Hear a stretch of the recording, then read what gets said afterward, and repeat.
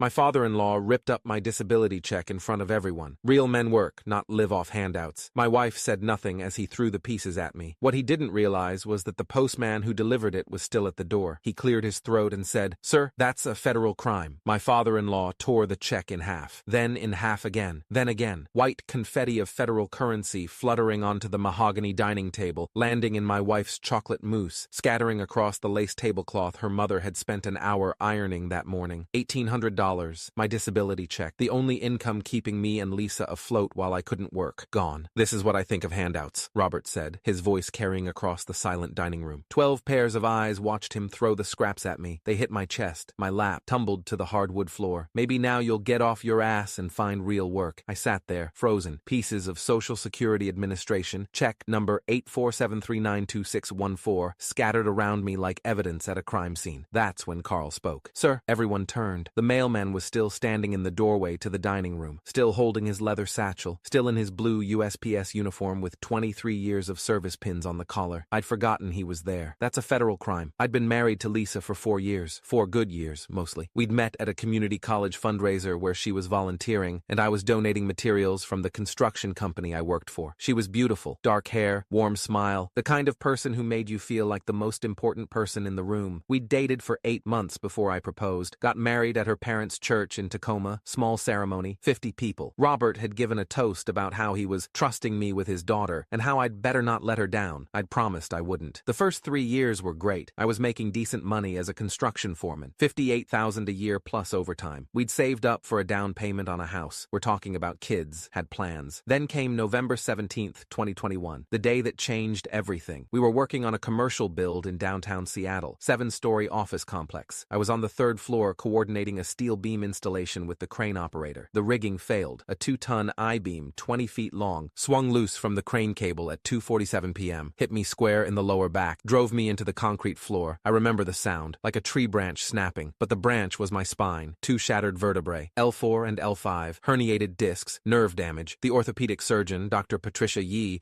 told me I was lucky to walk, that if the beam had hit 6 inches higher, I'd be paralyzed from the waist down. "But you'll never do physical labor again," she'd said. "Your back can't take it. 20 pounds is your max lifting capacity. Anything more risks permanent paralysis." I'd been out of work for 3 years. Workers' comp had covered the surgeries, the physical therapy, the medications. But after 18 months, they'd determined I'd reached maximum medical improvement. Translation: this was as good as I was going to get. So I'd applied for Social Security disability insurance. The process took 14 months. Forms, medical records, 3 separate examinations by Social Security doctors, a hearing before an administrative law judge, Honorable Michael Torres, who'd reviewed my case and determined that yes, a man with 2 shattered vertebrae and permanent nerve damage qualified as disabled. The approval letter had arrived in March. Retroactive payments covering the time I'd been unable to work, then monthly checks of $1,843. Not enough to live on comfortably, but enough to keep the lights on and food on the table while I figured out what came next. Lisa had been supportive at first. "We'll get through this," she'd said after my injury. "You're going to heal. We'll be okay." But as months turned into years, I'd seen the doubt creep in. The way she looked at me when I couldn't help move furniture, the silence when her friends talked about their husbands' promotions, the tension when I had to lie down in the middle of the day because the pain was too intense. And her family, especially Robert, had been worse. Robert Mitchell was a retired Boeing engineer, 67 years old, worked for 42 years before retiring with a full pension. Self-made man, he liked to remind everyone. Grew up poor in rural Washington, put himself through college, built a career on hard work and determination. He'd never hidden his disappointment in me. "When I was your age, I was providing for my family," he'd said at Thanksgiving last year. "Not sitting around collecting government checks." "I'm not sitting around," I'd responded. "I'm recovering from a workplace injury." "Excuses. My father broke his back in a mining accident and still worked until he was 70. Medicine has evolved since then. Doctors actually tell people not to cause permanent damage now." Robert had glared at me. Soft generation. Lisa had changed the subject. Every family dinner since had followed the same pattern. Robert would make some comment about able-bodied men, or welfare queens, or government dependency. I'd bite my tongue. Lisa would stay silent. Her mother would serve dessert and pretend nothing was wrong. Today's Sunday dinner had started normally enough. Lisa's whole family, 12 people, crammed around the dining table at her parents' house in South Tacoma. Her 2 brothers, Jake and Tom, her sister Michelle, spouses, parents, grandmother. We'd made it through the pot roast, through the small talk about sports and weather and Michelle's daughter's dance recital. Then the doorbell had rung during dessert. I'd stood up, slowly, carefully, carefully, the way I always had to stand now, and walked to the front door. Carl Rodriguez, our regular mailman, mid-50s, gray hair, the kind of guy who knew everyone on his route by name and remembered birthdays. Special delivery, Ben. Needs a signature. I'd signed his electronic pad, taken the envelope, recognized the return address immediately. Social Security Administration, Disability Insurance Benefits Center, Baltimore, MD 21235. My monthly check. I'd walked back to the dining room, set the envelope on the table next to my plate while I sat down. That's when Robert had spotted it. What's that? His voice had that edge, the one I'd learned to recognize, the one that meant trouble. Just mail. He'd picked it up before I could stop him. Read the return address. Social Security Administration. The table had gone quiet. Your disability check. Not a question. An accusation, dripping with contempt. Yes, and that's when he'd torn it open. Pulled out the check, made out to Benjamin James Crawford, $1,843, dated October 1st, 2024. $1,800. He'd held it up for everyone to see. Every single month, for doing absolutely nothing. Robert, Lisa had started. No, Lisa, your husband needs to hear this. He'd looked at me with pure disgust. Real men work. Real men provide for their families. They don't live off government handouts paid for by people like me who actually contributed to society. My jaw had clenched so hard, I thought my teeth would crack. I worked construction for 15 years, until a steel beam fell on my back and shattered 2 vertebrae. I didn't choose this. Excuses. Plenty of people have bad backs and still work. They push through the pain. They provide. I physically cannot lift more than 20 pounds without risking permanent paralysis. Because you're weak. He'd stood up, all 6'2" of him towering over the table. My generation didn't quit when things got tough. We pushed through. We worked through injuries. We did what needed to be done. I am taking care of my family with my tax dollars. His face had gone red, veins visible in his neck. With money stolen from people who actually earn it. That's not taking care of your family, that's theft. Then he'd ripped the check in half. The sound, that sharp tear of paper, had cut through the dining room like a gunshot. This is what I think of handouts. He'd ripped it again, and again, and again, pieces fluttering everywhere. Then he'd thrown the scraps at me. They'd hit my chest, fallen into my lap, scattered across the floor. Everyone had stared. Jake, Tom, Michelle, Lisa's mother Dorothy, grandmother Helen, the spouses, the kids. Nobody said anything. Nobody moved. I'd looked at Lisa, my wife, the woman who'd promised to stand by me in sickness and in health, waiting for her to defend me, to say something, anything. She'd looked down at her plate. Robert had sat back down, satisfied. Maybe now you'll get off your ass and find real work like a real man. That's when Carl had spoken. Sir, Robert had turned, annoyed at the interruption. What? That's a federal crime. Robert had laughed. Actually laughed. What are you talking about? Carl had stepped fully into the dining room. I'd forgotten he was still there. He'd been asking me about my back, about how I was doing, when Robert had grabbed the envelope. Destroying government mail, Carl said. His voice was calm, professional. Specifically a federal benefit check issued by the Social Security Administration. That's a felony under 18 U.S. Code Section 1702. Destruction of mail. The laughter had died on Robert's face. I'm a mailman, Carl continued. Not a police officer, but I'm a federal employee, and I just witnessed you commit a federal crime. I'm required by law to report it. The room had gone absolutely silent. You could have heard a pin drop. Robert's face had started turning red again. Get out of my house. I'm already leaving, Carl said calmly. But I'll be filing an incident report the moment I get back to the post office, and I'll be documenting everything I witnessed. He'd pulled out his phone, started taking notes. Time, 1:47 p.m. Location, 3847 North Pine Street, Tacoma. Witness, subject. He'd looked at Robert. Name? You don't need my name. I do, for the report. Carl had waited. Robert's face had gone from red to purple. Robert Mitchell. Witnessed Robert Mitchell destroy U.S. Treasury check number 847392614,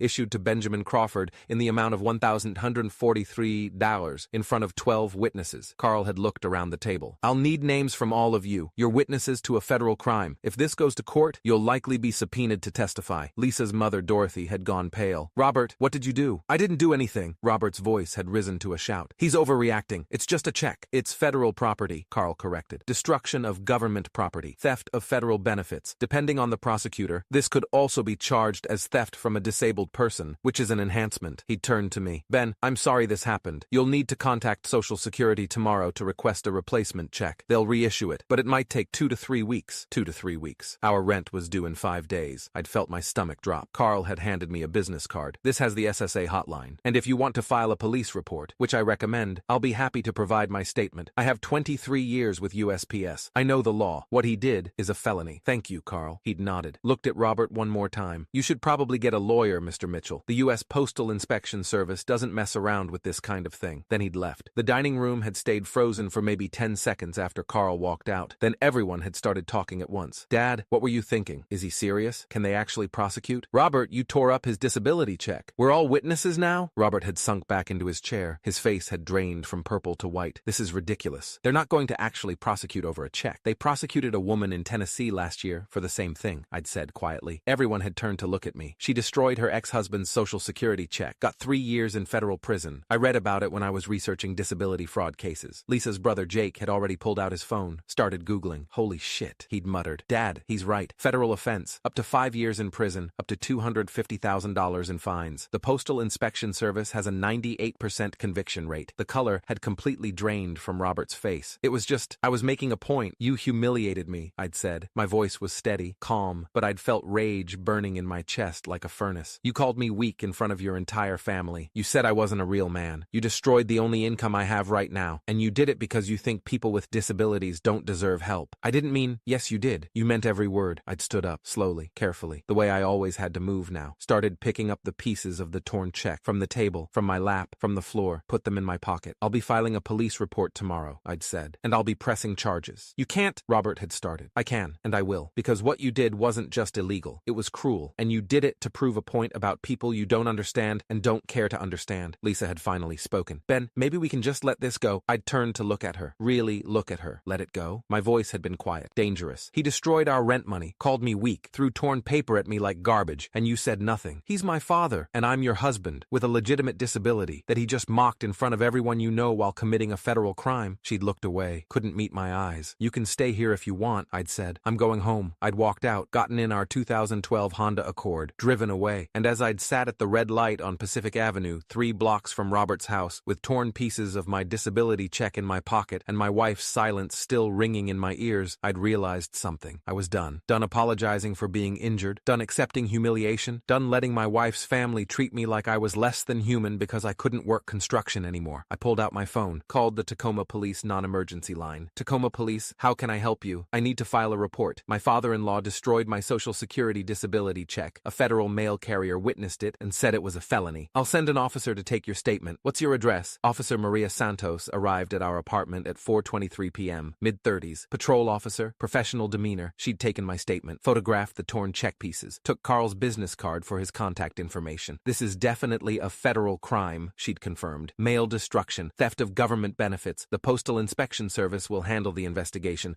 but I'll file this report and forward it to them. What happens next? They'll investigate, interview witnesses, interview the mail carrier. If they determine there's sufficient evidence, and from what you're telling me there is, they'll refer it to the U.S. Attorney's Office for prosecution. How long does that take? Federal cases move slowly. Could be months. But the Postal Inspection Service doesn't mess around. They have a very high conviction rate. After she left, I'd called Social Security, spent 43 minutes on hold, finally reached a representative named Denise, who'd listened to my story and put in a request for a replacement check. It'll take 2 to 3 weeks to process, she'd said. I need it sooner. My rent is due. I understand, Mr. Crawford, but that's the standard timeline. The system has to flag the original check as destroyed, void it, issue a new one, and mail it. There's no way to expedite it. What am I supposed to do about rent? You could try calling your landlord, explain the situation, see if they'll work with you. I'd hung up, called our landlord, Tom Peterson, explained what happened. Jesus, he'd said. Your father-in-law destroyed your disability check? Yes, that's messed up. Look, don't worry about rent. Pay me when the replacement check comes. I'm not going to evict someone over this. Thank you. No problem. And Ben? File charges. Don't let him get away with that. Lisa came home at 7:18 p.m. I was sitting on the couch, back brace on, heating pad pressed against my lower spine. She'd stood in the doorway. Ben, we need to talk. Okay, you can't actually press charges against my father. I'd stared at her. Yes, I can. And I already filed a police report. You what? I called the police, filed a report. Officer Santos took my statement and photos of the destroyed check. She's forwarding it to the Postal Inspection Service. Lisa's face had gone white. Ben, no, you need to drop this. Why? Because he's my father. Because this will destroy our family. He destroyed federal property, I'd said calmly. He committed a felony in front of 12 witnesses, including a federal mail carrier who's required by law to report it. He was just making a point by humiliating me, by destroying our income, by throwing torn paper at me like I was trash. He was frustrated, and you said nothing. I'd looked at her. You sat there, silent, while your father called me weak and not a real man, while he destroyed the only money we have. You didn't defend me. You didn't say a word. She'd looked away. I didn't know what to say. How about Dad, stop? How about that's wrong? How about literally anything that showed you were on your side? I am on your side. No, you're on his side. You always have been. Silence. Ben, please, just drop the charges. I'll talk to him. He'll apologize. We can move past this. I'm not dropping anything. He committed a crime. He needs to face consequences. You're being vindictive. I'm being appropriate. Your father broke the law, humiliated me, and you're asking me to pretend it didn't happen to protect him. He's my father, and I'm your husband. My voice had risen. I have a disability, a legitimate, documented, court-approved disability, and your father treats me like I'm lazy, like I'm stealing, like I'm less than human, and you let him. Lisa had started crying. This is going to tear our family apart. Your father did that, not me. She'd grabbed her purse. I'm going back to my parents' house. Of course you are. She'd left. I'd sat there on the couch, alone, and wondered when my wife had stopped being my partner and started being her father's daughter. The next morning, I got a call from a number I didn't recognize. Mr. Crawford, this is Inspector James Mitchell with the U.S. Postal Inspection Service. My heart had started racing. That was fast. We take mail crimes seriously. I've reviewed the police report filed by Officer Santos. I've also spoken with postal carrier Carl Rodriguez, who provided a detailed statement. I'd like to meet with you to get your statement on record, okay? Are you available this afternoon? I'm in Tacoma. Yes. We'd met at a Starbucks on South Tacoma Way at 2